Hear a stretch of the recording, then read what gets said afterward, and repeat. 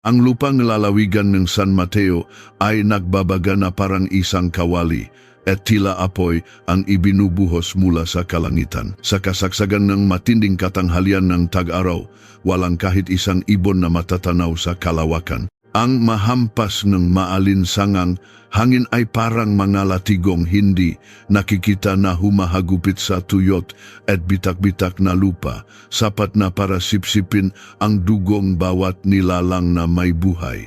Sa mapanglaw at nakapapasong kalsadang ito, isang lalaki ang halos gumagapang na pasulong habang nakayapak.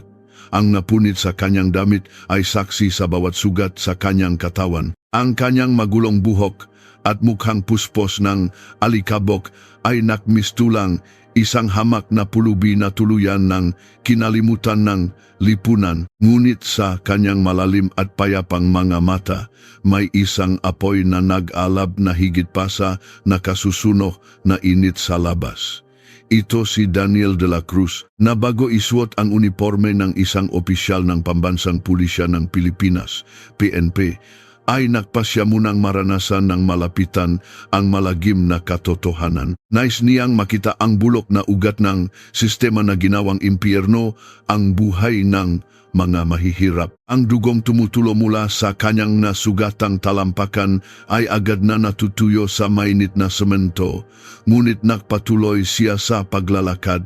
Hindi alintana ang sakit, mas ramdam niya ang sakit na araw-araw na dumadaloy sa puso ng hindi mabilang na nakaawa-awa at walang kalaban-laban na mamamayan ng bayang iyon. Papalapit siya sa isang malaki at nakakatakot na istasyon ng pulis na ang makupas na pader ay tila sumisigaw ng isang kaharian ng terorismo. Ito ang lugar kung saan ang mataong umasang makakamit ng katarungan ay madalas na nawawalan pa natitirang dignidad. Malapit sa malaki at mabigat na bakal na tarangkahan ng istasyon, isang matandang babae na nababalutan ng alikabok ang nakaupong humahagulgol. Ang maluhang umagos mula sa kanyang nakulubot na mata ay lumilikha ng naguhit sa tuyong putik sa kanyang napisngi. Ito si Aling Sabel, na wala ng ibang masasandalan sa mundo maliban sa maliit na piraso ng lupa na tinititigan ng mabuitreng mata ng isang asyendero. Nanginginig ang kanyang nakamay habang paulit-ulit na nagmamakaawa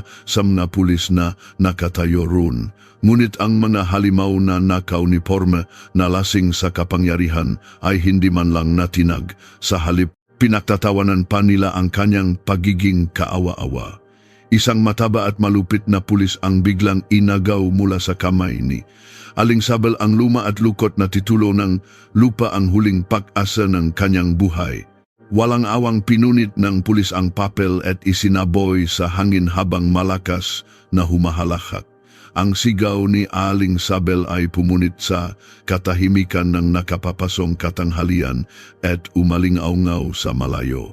Ang maliliit na pirasong papel ay lumutang sa hangin bago bumagsak sa malikabok na lupa at kasama nito ang lahat ni pag-asa ni Aling Sabel ay naglaho na rin. Tila isang baliw, sinubukan niyang pulutin ang mga pirasong ng papel na parabang mga hininga niya itong nakawatak-watak. Lumuhod siya sa harap ng pulis at sa gitna ng kanyang naluha, niyakap ang mabibigat na bota nito at nagsumamo para sa habag. Ngunit ang pulis na iyon, na bulag sa kapangyarihan at katiwalian, ay hindi nakita ang pakdurusa ng pobreng biyuda. Sa galit, ibinwelo ng pulis ang kanyang mabigat na bota at binitiwan ang isang malakas na sipa sa marupo na dibdib ni Aling Sabel na nagpatilapon sa kanya. Isang masakit na daing ang kumawala sa kanyang bibig at ang kanyang ulo ay tumama sa isang matulis na bato na naging sanhing ng pagbuga ng makapal na dugo. Ang ilang mga daraan ay natigilan sa takot, ngunit walang sinuman ang nangahas na humakbang pasulong upang pigilan ang kamay ng malupit na pulis, bawat isa sa pag-aalala para sa sariling buhay at dangal ay yumuko na lamang at tahimik na pinanud ang kalupitan. Sa sandaling iyon, dumating si Daniel at nakita ang kaawa-awang ina na naghihingalo sa lupa, duguan at niyuyurakan ng mismong tagapagtanggol ng lipunan. Ang pagkatao sa loob niya ay sumigaw, at ang dugo sa kanyang maugat ay kumulo. Ngunit pinigilan niya ang kanyang galit. Tila isang pulubi, dahan-dahan siyang lumapit at maingat na inilagay ang nanginginig na ulo ni Aling Sabel sa kanyang kandungan. Ang kanyang nga mata ay nagpakita ng habag at matinding sakit para sa matandang babae na parang isang anak. Ang pulis ay lalong nagalit nang makita ang isang pulubi na nakikialam. Iwinasiwas niya sa hangin ang kanyang makapal na yantok. Sinundan niya ito nga maruruming mura habang papalapit kay Daniel. Sumisigaw, "Sino kang uod mula sa kanal para manghimasok dito?" Itinaas niya ang yantok ng buong lakas upang ihampas sa ulo ni Aling Sabel para patahimikin ito ng tuluyan. Ngunit bago pa man bumaksak ang yantok, iniyuko ni Daniel ang kanyang mukhang mahina na katawan upang takpan si Aling Sabel. Ang matigas at mabigat na yantok ay lumagapak sa likod ni Daniel na may nakapangingilabot na tunog na agad pumunit sa kanyang luma at sirang damit. Ang tama ay napakalalim, anupat na bakbak ang balat sa kanyang likod at mabilis na tumulo ang dugo. Ngunit walang kahit isang mahinang daing ng sakit ang lumabas sa bibig ni Daniel. Sa halip, ipinikit niya ang kanyang nga mata at nilunok ang sakit. Si Aling Sabel, na may mga matang gulat at takot, ay nakatingin sa estranghero na nagligtas sa kanya ng walang pag-aalintana sa sariling buhay. Dahan-dahang itinaas ni Daniel ang kanyang ulo, tumingin ng diretso sa mga matang pulis, at nagsalita sa isang napakahinahon ngunit mabigat na boses. "Ano ang ginawa sa iyong walang kalaban-laban at mahinang babaeng ito para saktan mo siya na parang isang hayop? Ito ba ang itinuturo sa iyong uniforme? Ang sipsipin ang dugo ng taong isinumpa mong proprotektahan. Wala na bang halaga ang buhay ng mamahihirap sa bansang ito o wala ka na ring takot sa Diyos?" Nang marinig ang gayong matapang at malalalim na salita mula sa isang pulubi, ang malupit na pulis ay natigilan. Hindi niya maintindihan kung paanong ang isang taong nabubuhay sa basurahan ay may lakas ng loob na tumitik sa kanya. Ang kanyang ego ay lubhang nasaktan at ang kanyang mukha ay namula sa galit na parabang may sumampal sa kanya. Sumigaw siya sa kanyang mga kasamahan na nakaupo sa beranda ng istasyon, naninigarilyo at ninanamnam ang palabas. 4 o 5 matitipunong pulis na may malulupit na anyo ang lumabas. Hinahampas ang kanilang mayantok sa lupa at pinalibutan si Daniel. Sa kanilang mga mata, malinaw na nakikita ang put sa mahihirap at ang kayabangan ng kanilang kapangyarihan, ang pinakamalagim na katotohanan ng bulok na sistemang ito. Isa sa kanila ang sumabunot sa buhok ni Daniel at sinubukang itayo siya. Ngunit si Daniel ay nanatiling matatag na parang isang bato. Itinatago si Aling Sabel sa kanyang likuran. Si Aling Sabel ay nanginginig sa takot, mahigpit na nakakapit sa punit na damit ni Daniel gamit ang kanyang matuyong kamay. Pakiramdam niya, papatayin din ng mga nakaunipormeng berdugong ito ang mabuting tao na naglakas loob na tulungan siya. Umiyak, paulit-ulit niyang sinabi kay Daniel, "Anak, tumakas ka na rito. Kung hindi ka rin nila bubuhayin." Ngunit lumingon si Daniel at binigyan siyang isang tingin na punong tapang na nakdulot ng kakaibang kapayapaan sa puso ni Aling Sabel. Ang dugo mula sa likod ni Daniel ay umabot na sa kanyang baywang at sa ilalim ng nakapapasong araw, ang sakit ay lalo pang tumindi. Ngunit walang takot sa kanyang mukha, walang pangamba sa kamatayan. Sa halip, may kakaibang kapayapaan sa kanyang mamata. Itinatala niya sa kanyang isipan ang bawat kilos ng magpulis na ito upang pagdating ng tamang panahon, mapanagot niya ang buong sistema. Ito ay hindi lamang isang laban sa pagitan ng isang pulubi at ng pulis. Ito ay isang direktang digmaan sa pagitan ng katarungan at kawalang katarungan. Dahan-dahang naktipon ang mga tao sa kalsada. Ngunit walang sinuman ang naglakas loob na humakbang pasulong upang tutulan ang mga malulupit na pulis. Sa loob ng maraming taon ng pagtitiis sa ganitong uri ng terorismo, ang diwa ng sangkatauhan at paglaban sa loob ng nga tao ay tuluyan ng namatay. at sila ay naging matahimik na manonood na lamang. Si Daniel ay nakdurusa sa lup-lup habang pinakmamasdan ang katahimikan ng mga tao dahil ang katahimikang ito ang pinakamalaking lakas ng mga mapangapi. Alam niya na hanggat hindi nagsasalita ang mga tao, hindi matatapos ang kalupitang ito. Sabay-sabay na pinakpapalo ng mga pulis si Daniel, sinasabayan ng mga mura at walang awang pambubukbok. Bawat hampas ngiantok ay nag-iwan ng bagong sugat sa kanyang katawan at ang kanyang nalumang damit ay tuluyan ng nabahiran ng dugo. Bumaksak siya sa lupa, ngunit pinrotektahan niya ang kanyang ulo gamit ang dalawang kamay at mariyang isinara ang kanyang mga labi.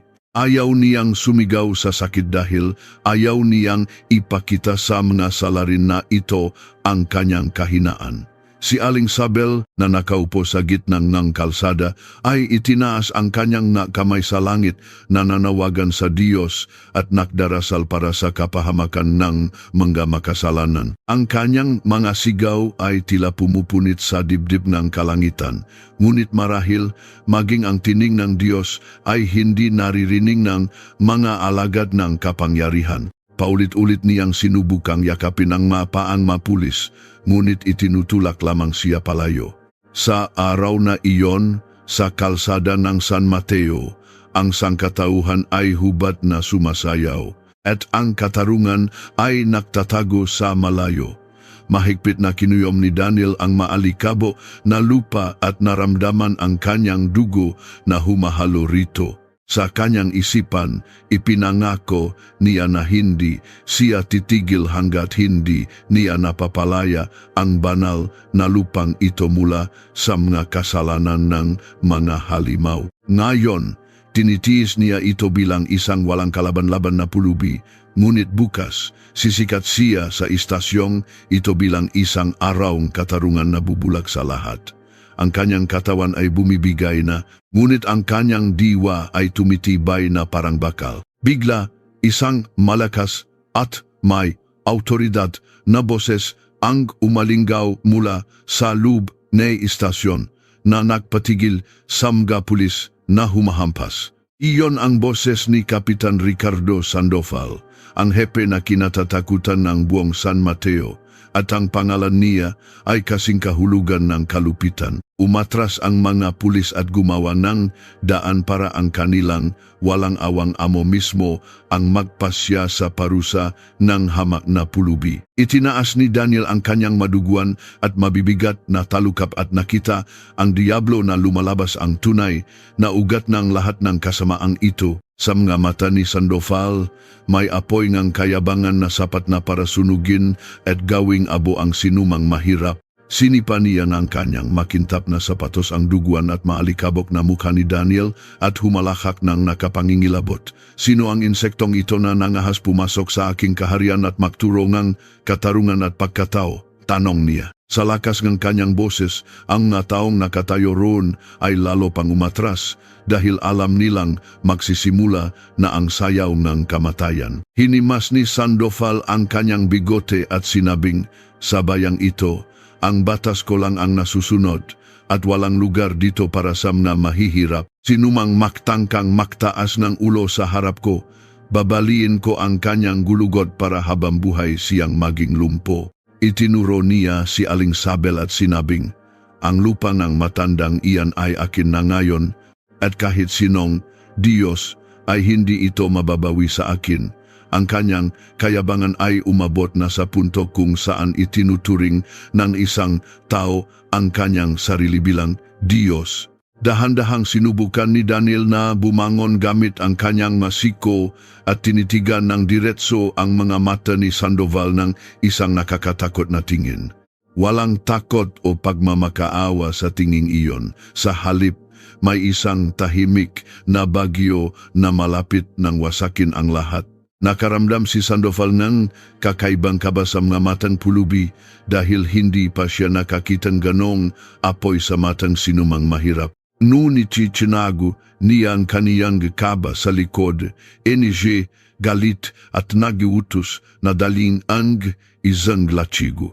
Isang pulis ang tumakbo sa loob at bumalik na may dalang isang itim at nakakatakot na latigo na nagpapakilabot sa sinumang makakita. Kinuha ito ni Sandoval at ivinasiva sa hangin na lumikha ng isang nakakatakot na tunog na nakpasiha kay Aling Sabel. Huminga ng malalim si Daniel at inihanda ang kanyang katawan para sa matinding sakit na susubok sa kanyang dignidad.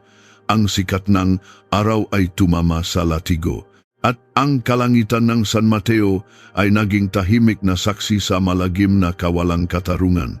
Alam ni Daniel na magiging mahaba at madilim ang gabing ito, ngunit tiwala siyang darating din ang umaga. Nais niyang gamitin ang kanyang dugo upang ipakita sa mundo ang tunay na mukha ng bulok na sistemang ito upang sa hinaharap, wala ng Aling Sabel ang iyak sa kalsada. Ipinikit niya ang kanyang nga mata, nanalangin sa kanyang Diyos, at hinintay ang unang hagupit ng latigo. Sa nakapapasong katanghalian ng San Mateo, isang bago at malagim na bagyo ang nagsimula ng mabuo na hindi na mapipigilan ng sinuman.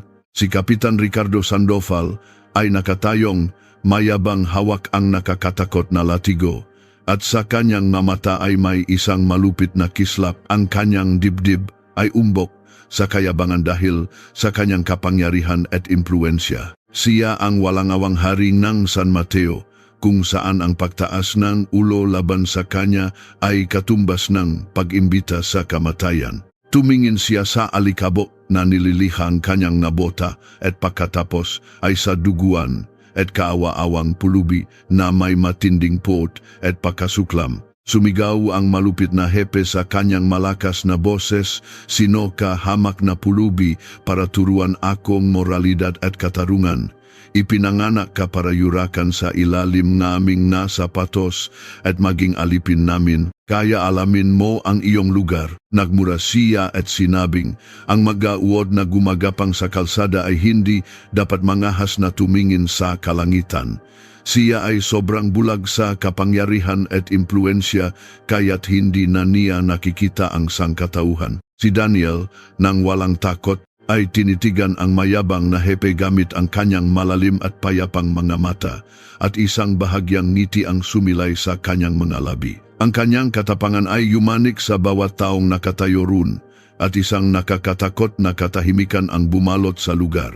Si Aling Sabel, pinupunasan ang kanyang naluha, ay nanginginig sa di kalayuan na pipilitang panoorin ang malagim na palabas na ito. Bawat isa ay huminto sa pahinga, naghihintay sa sandaling sasabok na parang bagyo ang galit ni Sandoval. Ang mukha ni Sandoval ay namula sa galit at iwinasiwas niya ng buong lakas ang mabigat na latigo. Sa isang iglap, ang itim na latigo ay lumagapa ng malakas sa hubad at sugatang likod ni Daniel na may nakapangingilabot na tuno. Ang hagupit ay napakalakas, anupat agad na nababa ang balat ni Daniel at isang bukal ng sariwang dugo ang sumambulat. Ang ilang patak ng dugo ay tumalsik sa tuyong alikabok sa lupa, nagsusulat ng isang bagong kuwento ng sakit sa nakapapasong katanghalian na iyon. Sa kabila ng napakasakit at nakamamatay na tama, walang kahit isang daing ng sakit ang lumabas mula sa bibig ni Daniel. Kinuyom niya ang kanyang mga kamao at pinatigas ang kanyang panga. Tahimik na tinitis ang hindi makaya ng sakit. Alam niya na kung magpapakita siya ng kahinaan sa pamamagitan ng pagsigaw, lalo lamang lalaki ang ulo ng gasalarin. Nais niyang makita ang tunay at malagim na mukha ng bulok na sistemang ito, kaya tinitiis niya ang bawat paghihirap ng tahimik. Dahil sa pananahimik ng isang hamak na pulubi kahit matapos hagupitin, ang ego ni Sandoval ay lubhang nasaktan at siya ay nagwala. Sunod-sunod na malalakas na hagupit ang kanyang pinakawalan sa katawan ni Daniel at sa bawat pagkakataon ang nakakatakot na tuno ng humahagibis na latigo ay umalingaw-ngaw. Ang buong katawan ni Daniel ay naligo sa dugo at ang mga punit ng kanyang damit ay dumikit sa kanyang mga sugat. Ang takot sa mga mata ng mga tao ay lalo pang lumalim, ngunit walang sinuman ang nangahas na magsalita. Mas nasasaktan si Daniel sa kaduwagan at katahimikan ng mataong nakatayo kaysa sa masugat sa kanyang katawan. Pakiramdam niya, ang lipunang ito ay naging napakahina at walang buhay na kaya na lamang nilang panorin ang kawalang katarungan sa kanilang harapan. Ang takot ay tuluyan nang pumatay sa kanilang kaluluwa at matagal na nilang inilibing ang kanilang pagkatao. Ang sakit sa isip na ito ay mas matindi pa kaysa sa mga hagupit na bumabagsak sa kanyang katawan. Ang nagbabagang init mula sa langit at ang dugong umagos mula sa kanyang katawan ay nagpalala sa kalagayan ni Daniel. Ang maalinsangang hangin ay parang asin sa kanyang mabukas na sugat, humihila sa kanya palapit sa kamatayan sa bawat sandali. Ngunit ang kakaibang kislap sa kanyang mamata ay hindi pa rin kumukupas, nagbibigay sang malaking pag-asa para sa katarungan at katotohanan. Tinitiis niya ang paghihirap na ito bilang isang penitensya na yayanig sa pundasyon ng bulok na sistemang ito sa hinaharap. Hindi na nakayanan ni Aling Sabel na makita ang sinapit ng kanyang tagapagligtas at tumakbo siya patungo kay Sandoval, yumakap sa kanyang nabinti, umiyak, pinagdikit niya ang kanyang napalad at nagmakaawa sa malupit na hepe. Maawa na kayo, huwag niyo nang saktan ang inosenteng ito. Ngunit isang pulis ang biglang humablot sa buhok ni Aling Sabel. Kinalatkat siya at ibinaksak sa alikabok.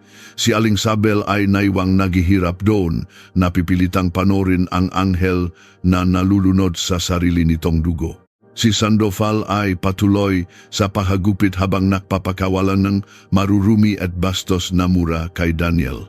Sumigaw siya, "Kung gusto mong mabuhay, ipahid mo ang iyong ilong sa aking sapatos, humingi kang tawad, at aminin mo ang iyong lugar." Nais niyang magmakaawa ang pulubi sa harap ng lahat upang manatili ang takot sa kanyang pangalan sa buong San Mateo. Ngunit hindi yumuko si Daniel at ang parehong matapang na hamon ay buhay pa rin sa kanyang mata. Sa kanyang isipan, pinagninilayan ni Daniel ang walang hanggang batas ng karma na hindi kailanman nagpapatawad. Alam niya na ang mabinhing itinatanim ngayon ng salarin na ito sa kanyang kalasingan sa kapangyarihan ay magbubunga ng isang napakabilis at malagim na ani. Ang sakit at dugong ito ay malapit ng magdala ng isang bagyo na bubunutin ang bawat ladrilyo ng istasyong ito mula sa ugat. Ang katotohanan ay laging nananalo at ang paniniwalang ito ay nakatayo na parang isang matibay na bato sa kanyang puso. Dahil sa walang tigil na hagupit, ang malakas na katawan ni Daniel ay unti-unti nang bumibigay at ang kanyang nabinti ay nagsimulang manginig. Sa huli, ang kanyang mga tuhod ay sumuko at siya ay bumagsak ng malakas sa mainit at duguan na lupa. Ang alikabok at dugo ay nakhalo. Lumilihang isang malagim na tanawin na lumampas sa lahat ng hangganan ng sangkatauhan. Ngunit kahit na nakahandusay sa lupa, mahigpit niyang kinuyom ang tuyong lupa sa kanyang mga kamay. Nang makita si Daniel na walang kalaban-laban sa lupa, isang demonyo at masamang ngiti ang sumilay sa mukha ni Sandoval. Lumapit siya at sinipa ng malakas ang natadyang ni Daniel gamit ang kanyang mabigat na bota na nagpatigil sa kanyang paghinga ng ilang sandali. Ito ay isang malaswang pagpapakita na hubat na kapangyarihan sa maliit na bayang iyon na marahil ay ikinahiya maging ng Diyos. Ang ipinakita niyang kayabangan ay isang malaking itim na mansa sa nunang lipunan. Ang araw ay nagbubuga ng buong init nito at ang dugo ni Daniel ay nagsilbing pamatiduha sa tuyong lupa. Ang tanawing ito ay isang tumpak na simbolo ng mga hirap at inaapi na laging niyuyurakan ng malupit na sistema. Ang mismong lupa kung saan sila kumukuha ng ikinabubuhay ay ang siyaring lugar kung saan ang kanilang nakarapatan at dignidad ay walang awang pinapatay. Sa isang madilim na sulok ng istasyon, isang bago at batang pulis na nagngangalang Marco ang tahimik na nanonood. May natitira pa ring kaunting pagkatao at konsensya sa loob niya, kaya't ang kanyang puso ay umiyak sa lublub. Ngunit siya ay sobrang duwag para magsalita ng kahit isang salita laban sa kanyang malupit na hepe. Ang kanyang katahimikan ay isang malaking patunay ng kanyang pakikipagsabuatan sa malagim na krimen. Isang matinding digmaan ang nagaganap sa isip ni Marco. Dapat ba siyang manahimik para iligtas ang kanyang trabaho o dapat ba siyang kumilos? Alam niyang ang lahat ng nangyayari ay labag sa batas at moralidad. Ngunit ang takot kay Sandoval ay napakatindi anupat ang kanyang mapa ay hindi gumagalaw. Ang kawalan ng kakayahan ng isang mahinang tao ay laging nagsisilbing pampalakas loob sa mga makapangyarihan. Pagod na ang makamay ni Sandoval sa pahagupit at makakapal na butil ng pawis ang tumutulo sa kanyang noo. Huminto siya upang habulin ang kanyang hininga at mayabang na tumingin sa tahimik at takot ng mga tao. Kumbinsido siyang muli niyang naitayo ang bandila ng kanyang terorismo at kalupitan sa buong bayan. Sumanyas siya sa kanyang magatauhan na kunin ang duguan at walang buhay na katawan at itapon sa selda, ngunit isang nakakagulat na pangyayari ang naganap. Ang nakahandusay na si Daniel ay dahan-dahang itinaas muli ang kanyang ulo. Tumutulo ang dugo sa kanyang mukha, ngunit ang kanyang mapanghamong na mata ay nakatitig pa rin kay Sandoval. Kahit matapos ang lahat ng iyon, ang kayabangan at hamon sa loob ng pulubing ito ay hindi naglalaho. Dahil dito, isang hindi may paliwanag na kaba at malalim na takot ang nagsimulang umusbong sa loob ni Sandoval. Hindi sanay si Sandoval na harapin ang ganitong uring ng matapang na tingin, kaya't siya ay naguluhan sa loob-loob. Sa sobrang ginis at galit, inihagis niya ang duguan niyang galatsigo sa lupa at umatras. Sumigaw siya sa kanyang matauhan, "Kalatkarin niyo ang maruming baboy na yan at ikulong sa pinakamadilim at pinakamabahong selda." Hindi na niya kayang makita ang lalaking ito sa kanyang harapan. Agad na hinawakan ng mga pulis ang buhok ni Daniel at kinalatkat. Ang kanyang duguan at tila walang buhay na katawan sa magaspang. Nalupa patungo sa madilim na kulungan ng istasyon kung saan kahit ang liwanag ay takot pumasok. Sa labas, ang magasigaw at pagiyak ni Aling Sabel ay pumupunit sa katahimikan ng nakapapasong katanghalian. Ang dugo mula sa katawan ni Daniel ay lumihang isang mahabang linya sa lupa na magtatakda ng landas para sa darating na katarungan. Ang mabigat at kinakalawang na bakal na pinto ng selda ay nagsara na may nakakatakot na tunok. Ang matao sa labas ay unti-unti nang umuwi, ang kanilang mga mukha ay puno ng takot at kawalan ng pag-asa. Sa kalsada NG, San Mateo, ang natira na lamang ay ang mangnasan ng dugo at ang wasak na bangkay ng sangkatauhan. Ngunit sa likod ng kadilimang ito, isang malaki at mapanganib na bagyo ang mabilis na nabubuo. Sa malagim, mamasa-masa at madilim na selda, si Daniel ay walang awang itinapon na parang isang patay na hayop. Walang hangin sa maliit na espasyong iyon. At ang amoy ay sapat na para manhidin ang isipan ng sinuman. Ang malamig at magaspang na sahig ay nagdulot ng mas matinding sakit sa kanyang mabukas na sugat. Ang mabigat at kinakalawang na pintong selda ay naksara na may nakakatakot na tunok. Nang masanay na ang kanyang namata sa kadiliman, nakita niya ang ilang iba pang mangino sa sulok. May 4 o 5 tao na roon, takot at makakasamang nakaupo na ang kalagayan ay kahabag-habag din. Ang kanilang mapunit na damit at tuyong mamata ay patunay na sila rin ay mainosenteng biktima ng kalupitan ni Sandoval. Huminga ng malalim si Daniel at dahan-dahang sinubukang sumandal sa pader. Tiningnan siyang bilanggo ng may pagtataka at awa. Isang matandang lalaki ang sinubukang punasan ang dugo sa noo ni Daniel gamit ang kanyang nanginginig na makamay at may maluha sa kanyang mamata. "Anak, anong malaking kasalanan ang nagawa mo para gawin sa iyo itong demonyong iyon?" tanong niya sa mahinang boses. Ngumiti si Daniel at sinubukang itago ang sakit. Nang gabing iyon, sa madilim na selda, isa-isang lumabas ang makuwento ng sakit at luha. May isang binugbog dahil ipinaktanggol niya ang dangal ng kanyang anak na dalaga. at may isa namang inagawan ng minanang lupa. Lahat sila ay sumuko na sa kanilang kawalan ng pag-asa at sa bulok na sistema dahil wala silang ibang paraan para humingi ng katarungan. Tahimik na nakikinig si Daniel sa kanilang mga kuwento at ang kanyang dugo ay kumukulo sa lublo. Nang hating gabi, nang bumalot na ang nakakatakot na katahimikan sa buong istasyon, narinig ang mahinang yabak ng mabibigat na sapatos sa labas ng selda. Isang malabong liwanag ang lumitaw sa likod ng marehas kasama ang takot na mukha ni Patrolman Marco. May dala siyang isang lalagyan na gawa sa luwad na may lamang malamig na tubig at isang kakaibang pagkabalisa ang mababakas sa kanyang nga mata. Sa nanginginig na boses, dahan-dahan niyang sinanyasan si Daniel na lumapit. Si Daniel, sa kabilang sakit, ay gumapang patungo sa marehas. Inilapit ni Marco ang lalagyan ng tubig sa kanyang nauhaw na labi at payapang ininom ni Daniel ang bawat lago. Pagkatapos, lumingalinga si Marco at bumulong, "Napakalaking ang katangahan mo. Si Kapitan Sandoval ay isang halimaw. Papatayin ka niya paksikat ng araw. Kung mahal mo pa ang buhay mo, pakinggan mo ako.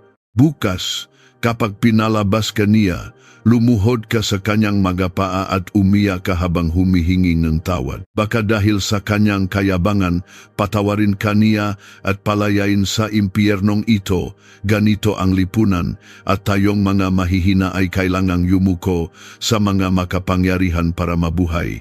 Nang marinig ang nasalitang ito, isang misteryosong ngiti ang sumilay sa duguan at tuyong labi ni Daniel. Tumingin siya ng diretso sa mga mata ni Marco at sinabi sa isang malinaw at mabigat na boses, "Sa Diyos at sa katotohanan lamang ako yuyuko." Ang taong lumuluhod sa harap ng kasamaan para iligtas ang sariling buhay ay matagal ng patay sa loop. Ang uniforme mong iyan ay hindi para ituro sa iyo ang matakot, kundi para labanan ang mga salarin at mamatay para sa katotohanan. Ipinaliwanag ni Daniel ang dakilang batas ng karma. Sa mundong ito, lahat ay kailangang pagbayaran ang kanilang mga kasalanan dito mismo sa buhay na ito.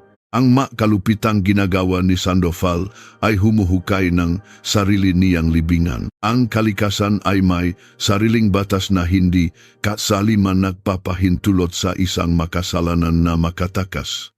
Natigilan si Marco sa mga salita ng pulubi. Pakiramdam niya ay hindi isang ordinaryong tao ang kausap niya, kundi isang banal o isang pantas. Hindi na siya nakapagsalita at tahimik na bumalik sa kanyang puwesto, ngunit ang mga salita ni Daniel ay umaling-aungaw sa kanyang isipan na parang isang bagyo. Ang madilim na gabi ay nagwakas at ang mga unang sinang ng isang bago at duguan na umaga ay kumalat sa kalangitan ng San Mateo. Maging ang mga huni ng ibon ay tila malungkot. Ang tibok ng puso nga bilanggo sa selda ay bumilis dahil alam nilang malapit na ang tawag ng kamatayan. Sa paksikat na araw, muling haharapin nila ang nakakatakot na mukha ni Sandoval. Si Sandoval ay lumabas kanyang silid na nagalab sa galit at paghihiganti. Buong gabi, hindi siya pinatulog ng mapanghamong mamata ng pulubi, at ang kanyang ego ay nakdurusa. Sumigaw siya sa kanyang matauhan, "Kalat ka rin niyo ang uwat na iyon mula sa kanal at dalhin dito sa patio." Nais niyang bigyan ang lalaki ng isang masakit na kamatayan sa harap ng buong bayan, isang kamatayan na magpapakilabot sa kaluluwa ng sinumang makakakita. Isang grupong mapulis ang nagmartsa patungo sa selda at binuksan ang pinto. Walang awang hinawakan nila ang mahina at duguan na katawan ni Daniel at kinaladkad siya palabas. Ang ibang mga bilanggo ay naktakip ng kanilang mga mukha at humagulgol dahil alam nila ang malagim na kahihinatnan ng mabuting taong ito. Ang katawan ni Daniel ay wasak na, ngunit ang kanyang diwa ay buo pa rin. Isang nakakatakot na eksena ang inihanda sa malawak na patio ng istasyon kung saan maraming tao ang naktipon para manood. Mula sa labas, ang mataw ay sumisilip sa tarangkahan, nag-abang sa susunod na mangyayari. Si Sandoval hawak ang isang mabigat na tubong bakal ay nakatayo sa gitna na parang isang gutom na lobo. May dugo sa kanyang mga mata at naghihintay na lamang siyang durugin ang mga buto ng kanyang kaaway. Ibinagsak ng mga pulis si Daniel sa gitnang patio. Nang tumama ang sikat ng araw sa kanyang sugatang mukha, dahan-dahan niyang iminulat ang kanyang na mata at tiningnan si Sandoval. Ang kanyang buong katawan ay sumisigaw sa sakit at sariwang dugo ang muling tumulo mula sa kanyang malumang sugat. Ngunit sa kanyang payapang tingin, walang takot sa kamatayan, kundi ang katahimikan ng isang papalapit na bagyo. Si Sandoval ay tumawa ng malakas, tinapakan ang dibdib ni Daniel at sumigaw sa mga tao, mga taga San Mateo. Buksan ninyo ang inyong mga mata at panorin ito. Ikuwento ninyo sa inyong mga anak ang tungkol sa aking kapangyarihan. Sinumang insektong magtangkang lumaban sa aking batas ay makakaroon ng mas masahol na sinapit kaysa sa pulubing ito. Itinaas niya ang mabigat na tubo at ang nakakatakot na tunog nito sa hangin ay nakpatikil sa puso na hat. Si Patrolman Marco na nakatayo sa isang sulok ay nakdurusa sa lublub. Ang masalita tungkol sa karma ay paulit-ulit na tumutunog sa kanyang isipan na parang martilyo. Nahihiya siya sa kanyang kaduwagan, ngunit hindi pa rin siya kumilos. Ipinikit na lamang niya ang kanyang mata at nanalangin para sa isang himala. Bigla, ang nasigaw at pagmamakaawa ni Aling Sabel ay umalingaw-ngaw mula sa labas ng tarangkahan. Sa kabilang kanyang nabali at sugat, bumalik ang matanda para iligtas ang kanyang tagapagtanggol. Ang kanyang nasigaw ay nagdagdag ng sakit at lungkot sa buong eksena. Tumingin si Daniel sa langit, kung saan ang malawin at uwak ay paikot-ikot na lumilipat. Ramdam niya ang sakit sa bawat bahagi ng kanyang katawan, ngunit ang kanyang kaluluwa ay payapa. Ipinagmamalaki niya ang kanyang desisyon na harapin ang bulok na sistemang ito. Alam niyang tapos na ang oras ng kanyang pagtitiis at malapit nang bumukas ang huling kurtina ng dula. Itinayo ni Sandoval ang kanyang paa at itinaas ang mabigat na tubo ng buong lakas. Nilayon niyang basagin ang ulo ni Daniel upang patahimikin ito ng tuluyan. Ang ilang mga tao ay ipinikit ang kanilang mga mata at may mga napasigaw. Ang oras ay tila huminto at ang kamatayan ay handa ng sumayaw. Ibinaba ni Kapitan Sandoval ang mabigat at nakamamatay na tubong bakal ng buong lakas. Nais niyang durugin ang ulo ng hamak na pulubi para tuluyan na itong manahimik. Ang mataong nakatayo ron ay napapikit sa takot at isang sigaw ang naipit sa kanilang mga lalamunan. Ngunit bago pa man tumama ang tubo sa ulo ni Daniel, isang napakalakas at nakabibinging ingay ang biglang umaling-aungaw sa buong lugar. Sa labas ng istasyon, ang masirena ng maraming sasakyan ng pulis ay sabay-sabay na tumuno ng nakakatakot. Ang matatalas na asul na ilaw ng masasakyang ito ay pumunit sa nakakatakot na kapaligiran ng katanghalian. Ang tunog ng sirena ay biglaan at napakalakas, anupat ang kamay ni Sandoval ay natigilan sa ere. Gulat at kinakabahan, lumingon siya sa malaking tarangkahan kung saan nanggagaling ang ingay. Dose-dose ng sasakyan ang mabilis na dumating at huminto sa paligid ng istasyon. Mula sa mga sasakyan, armado at kagamitang miyembro ng Special Action Force, SAF, ang mabilis na naksibaba at pumosisyon. Ang lahat ay natulala. Hindi pa sila nakakita ng ganitong kalaking operasyon ng pulisya. Sa loob lamang ng ilang minuto, ang buong istasyon ay napaligiran na ng komando na may matataas na kalibre ng armas. Kasunod ng SAF, maraming mamamayag at media ang pumasok na may dalang malalaking kamera. Bigla, isang malaki at eleganteng sasakyan ng gobyerno na may umiikot na asul na ilaw ang huminto sa gitna. Bumukas ang pinto at isang mataas na ranggong opisyal ng pulisya na may maraming nagniningning na bituin sa kanyang balikat ang mabilis na lumabas. Ito ang bagong provincial director na ang pagdating pa lamang ay sapat na para manginig sa takot ang mga kriminal. Si Sandoval at ang kanyang matiwaling tauhan ay nataranta at nanlamig. Ang mabigat na tubong bakal ay nahulog mula sa kanyang mga kamay at ang kanyang mukha ay namutla. Hindi niya maintindihan kung paano dumating ang ganito, karaming pulis at isang mataas na opisyal nang walang anumang abiso.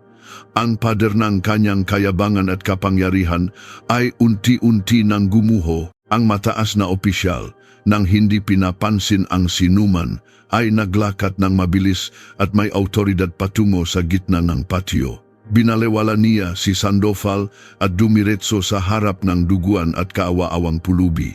Ang lahat ay napanganganang ang mataas na opisyal ay nagbigay ng isang matikas na saludo.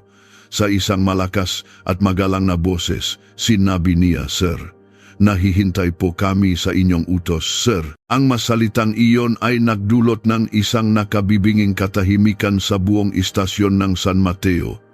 Ang mga mata ni Sandoval ay nanlaki at ang kanyang buong katawan ay nanginginig na parang isang tuyong dahon. Ang taong kanyang tinatrato na parang isang hamak at walang kalaban-laban na pulubi na binubugbog na parang hayop ay walang iba kundi ang bagong opisyal ng PNP na si Daniel de la Cruz, ang bagong itinalagang hepe ng pulisya ng buong lalawigan na naroon upang ayusin ang sistema. Dahan-dahan ngunit matatag, itinaas ni Daniel ang kanyang duguan na katawan mula sa lupa at tumayo ng tuwid. Marami siyang sugat at patuloy ang pagagos ng dugo, ngunit sa kanyang mata may isang liwanag na mas matindi pa kaysa sa sikat ng araw. Pinunasan niya ang alikabok at dugo sa kanyang mukha at tiningnan ng malalim si Sandoval.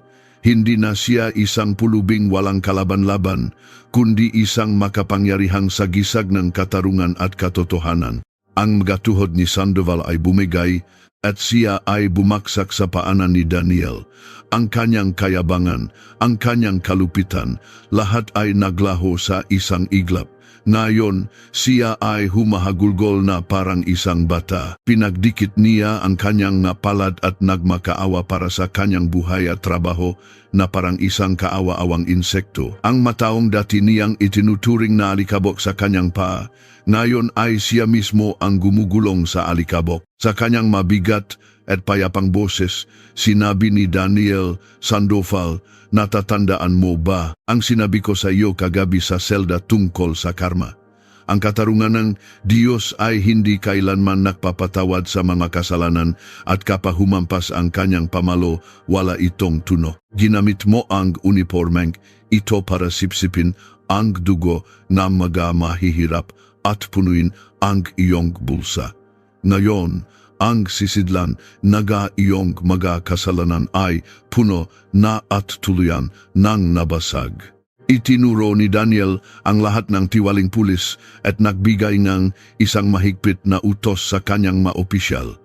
Hubarin ang uniforme ng lahat ng malulupit at tiwaling pulis na ito at ikulong sila sa parehong madilim na selda. Ang impyernong nilikha nila sa bayang ito sa ngalan ng batas. Ngayon sila mismo ang masusunog sa apoy niyon. Agad na dinakip ng nasaf si Sandoval at ang kanyang nakasamahan at pinosasan. Ang mga tao sa labas ay nagsisikawan sa tuwa at ang mga luha ng kagalakan at katarungan ay umagos mula sa kanilang mga mata. Si Aling Sabel, na kanina pa umiyak, ay dahan-dayang lumapit kay Daniel. Hinawakan niya ng kanyang natuyong kamay ang duguan nitong mukha at hinalikan ito na parabang isang Diyos. Ang maluha sa kanyang mata ngayon ay hindi ng pihati, kundi ng kapayapaan at tagumpay. Kinuha ni Daniel ang makamay ni Aling Sabel at mula sa kanyang bulsa ay naglabas ng mabagong opisyal na dokumento. "Ito po ang bago at lehitimong titulo ng inyong lupa," sabi niya. "Wala nang sinumang salarin ang makakakuha nito mula sa inyo. Ang katarungang ito ay hindi lamang para sa inyo, kundi para sa bawat mahirap at walang kalaban-laban na tao sa bayang ito na laging niyuyurakan ng ngalobong ito. Niyakap ni Aling Sabel ang madokumento sa kanyang dibdib at humagulgol sa tuwa. Si Patrolman Marco, na kanina patahimik sa isang sulok, ay lumapit at nagbigay na isang matikas na saludo kay Daniel. Sa kanyang mata, may kahihiyan sa kanyang kaduwagan, ngunit mayroon ding inspirasyon na tahakin ang tamang landas. Inilagay ni Daniel ang kanyang kamay sa balikat ni Marco at sinabing, ang tunay na pulis ay hindi iyong nagsusuot ng uniforme para takutin ang mahihirap. Ang tunay na pulis ay iyong handang isakripisyo ang kanyang buhay para protektahan ang bawat inosente. Isang bago at maningning na kasaysayan ang naisulat sa kalsada ng San Mateo sa araw na iyon, isang kasaysayan na aalalahanin ng nasusunod na henerasyon. Ang matao ay sumisigaw ng pangalan ni Daniel de la Cruz at ang buong kalangitan ay yumanig sa kanilang masigaw. Ito ay tagumpay hindi lamang ng isang tapat na opisyal, kundi ng buong lipunan na natutong ipaglaban ang kanilang karapatan at katarungan. Ang araw ng katotohanan ay buong pagmamalaking sumisikat sa kalangitan ng San Mateo. Kinukunan ng kamera ng media ang larawan ni Daniel Duguan, ngunit may taas nung dignidad na magiging isang malaking inspirasyon para sa buong bansa. Nang tanungin siyang mamamahayag, nagbigay siyang isang matatag na mensahe. Hanggat mayroong pagsasamantala sa mga mahihirap sa ngalan ng yaman at impluensya, walang bansa ang tunay na uunlad. Bawat mamamayan ay dapat na walang takot na lumaban para sa kanilang mga karapatan. Sa kabilang banda, si Sandoval at ang kanyang natauhan ay isinisiksik sa isang police van na parang mahayop, ang parehong van kung saan dati nilang isinisiksik ang na-inosente. Ito ang kahanga-hanga at nakakatakot na gulong ng karma kung saan ang mga ngaso ngayon ay naging isang walang kalaban-laban na biktima sa sarili niyang bitag. Sa gitna ng napalakpakan at sigawan, umalis ang van at tuluyang naglaho sa kadiliman. Ang kaharian ng kasamaan ay tuluyan ng gumuho. Isang medical team ang dumating para gamutin ang nasugat ni Daniel, ngunit pinigilan niya sila. Unahin niyo muna ang na-inosenteng tao na binugbog at ikinulong sa seldang iyon, sabi niya. Ang kanyang dakilang pag-isip at pagmamahal sa kapwa ay nagpaluha sa lahat dahil sa paggalang at saya. Naramdaman nilang nakahanap na sila ng isang tunay na tagapagtanggol, isang Mesiyas. Ang kinakalawang na pintong selda ay muling binuksan, ngunit sa pagkakataong ito, hindi para sa kamatayan, kundi para sa kalayaan at bagong buhay. Ang mga bilanggong naghihintay ng kanilang kamatayan ay hindi makapaniwala sa kanilang nakita. Nang makita nila ang pulubi na suot ang pinakamataas na uniforme ng pulisya, lumuhod sila sa kanyang paanan, umiiyak at nagbibigay ng walang katapusang pasasalamat. Ang hangin sa San Mateo ay malaya at dalisay sa araw na iyon. Pagsapit ng dapit hapon, ang nakakatakot na istasyon ng pulisya ng San Mateo ay tuluyan ng nagbago. Hindi na ito isang lugar ng takot, kundi isang templo ng katarungan at pag-asa. Suot na ni Daniel de la Cruz ang kanyang bago at malinis na uniforme, ngunit ang pusong tumitibok sa kanyang dibdib ay puso pa rin ng isang kaawa-awang taong nagdusa. Mula sa kanyang bintana, pinanod niya ang papalubok na araw at nangako sa kanyang sarili na hindi niya hahayaang mamatay ang liwanag na ito. Isang bagong panahon at isang bagong umaga ang nagsimula na.